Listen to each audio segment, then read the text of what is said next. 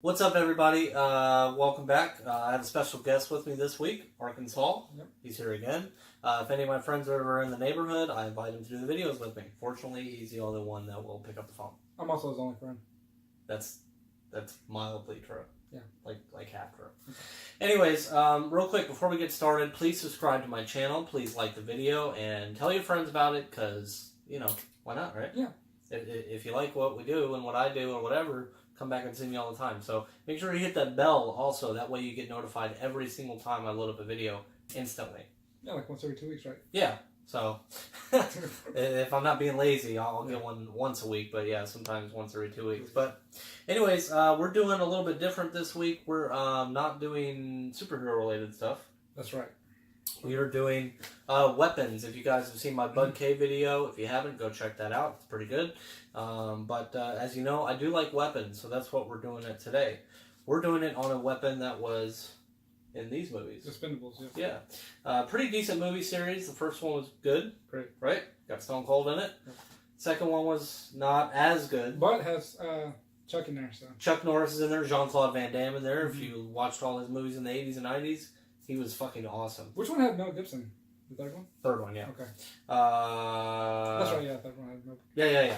And then the third one, which was Mel Gibson, who was a badass in this movie. I mean, Lethal Weapon. Oh, yeah, that's true, yeah. And Braveheart. Yeah. Both great. But more importantly, Ronda Rousey's in it, so that's pretty cool. Yep. And they're kicking ass, and a few other people. But anyway, something that they have in common in these movies, and definitely the first one, I remember it being a big part of it, was the knives. Yes. More specifically, the Expendables Bowie knife. The Barney knife. The Barney knife. Dolph Lundgren had this at some point in the movie, and then I think Barney took it from him. Something to that effect. I don't remember. It switched hands at one point. I'm sure. And then at the end, I think that's how they killed the bad dude. But anyways, the Expendables knife is what we're talking about. Directly from the movie. It's an exact replica of it. Yeah. You get it. It comes in a box, just like. Well, I guess it has to come in a box, right? Oh yeah. It's not going to come in a sheet of paper. So. It came with a sheet of paper, though, right? It did. It came with a COA, Certificate of Authenticity, to tell you about the knife, and that it is an exact replica of one from the movie. What was your number, like 200 out of 5 billion? I don't remember, but yeah, it does that too. It tells you what number it was out of the whole stock that was made for it. There's actually two versions of this knife. I don't know where my wife bought this one for me, but you can get them either online or you can get them from the catalog, the Bud K catalog. Yeah. And that's from the first movie. Yeah, this is from the first movie. There was also a toothpick version knife of this. If you know what a toothpick blade is, it's more of less of a Bowie style and more of just it comes to a straight point. Is what a toothpick style knife was, and I like Bowie's better, so I chose this version of it, or she chose this version of it. But yeah, first things first, it does have the Expendables logo on there, which is really cool. Yeah, it is. It's got the what is it? The crow. The crow on the skull. The crow on the skull and the banner or whatever. Pretty cool. The handle is made of what was it? It's like a faux ivory. Yeah, like a faux ivory.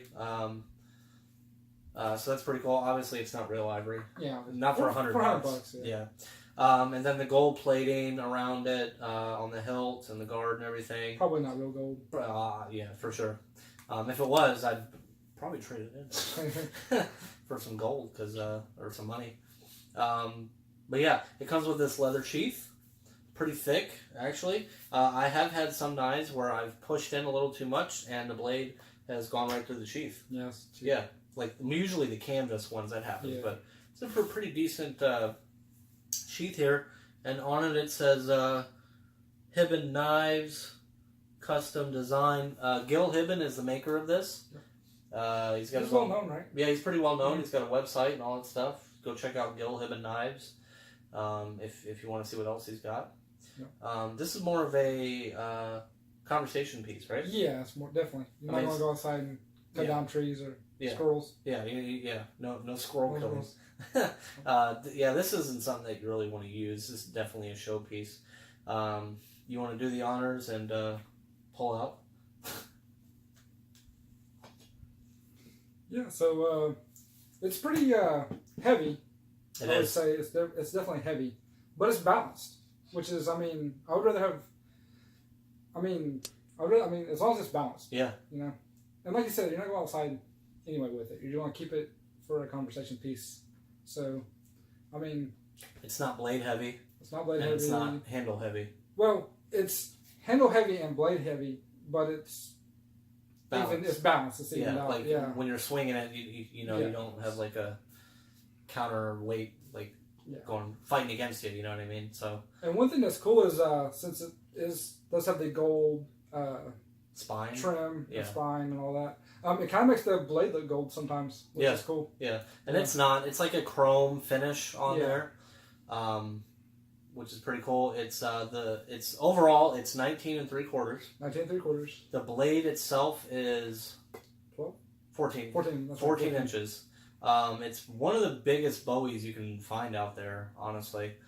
I mean, short of a sword, there's not really many swords out there, knives out there with a bigger blade. You want to hold out your arm? Honestly, yeah, sure. That would definitely, test the sharpness on that one. 14-inch blade.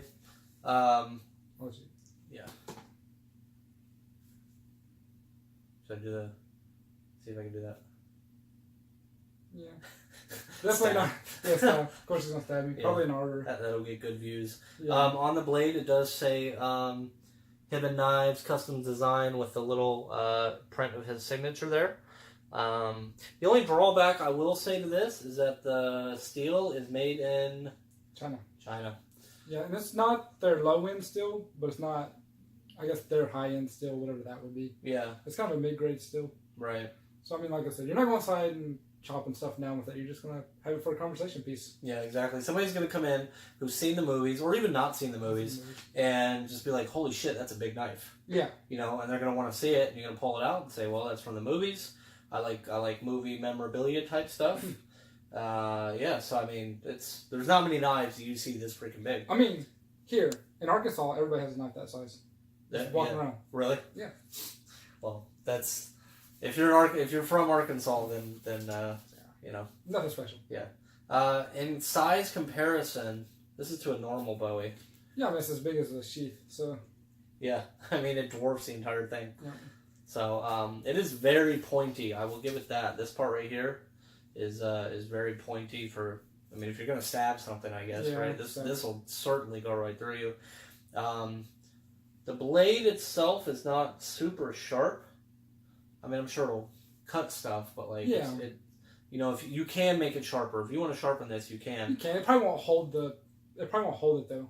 For very long. Hold the edge, yeah. I'd be afraid to hit this on a piece of wood or something, honestly, because I'm afraid the steel would fold over a little bit and possibly nick the blade. The handle might probably break too. Yeah.